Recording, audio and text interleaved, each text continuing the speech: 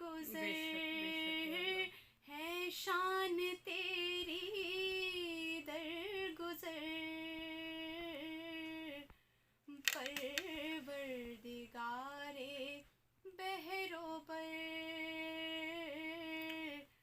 परवरदिगारे बहरोबर। सुभान अल्लाह, माशाल्लाह, बहुत खूबसूरत, बहुत मीठा, बहुत अच्छा, माशाल्लाह, बहुत अच्छा पढ़ा आपने। और सामीन आपको बताती चलूँ कि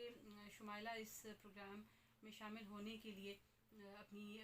ख्वाहिश का इजहार कर रही थी। तो उस वक्त मैंने जो इनकी आवाज़ एक सुन रखी थी पहले से, और जो एक अंदाज़ा था मुझे इनके आवाज़ के जो ज़ेर बम हैं उसके हवाले से, और जो उतार चढ़ाव था, जो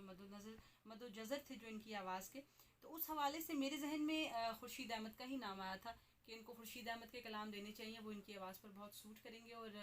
लकीली मेरा अंदाज़ा बिल्कुल सही निकला, आपने बहुत अच्छा पढ़ा। और बस एक मिनट के लिए तो ऐसा लग रहा था कि जैसे आप खुर्शीद अहमद की बेटी हैं, और जो उनको फॉलो करने वाले हैं, उनके स्टूडेंट्स हैं, चाहे वो रूहानी शागिर्द हैं उनके, या उनके जो है वो उनकी औलाद हैं, वो तमाम लोग बिलाशुबा खुर्शीद अहमद के लिए जो है वो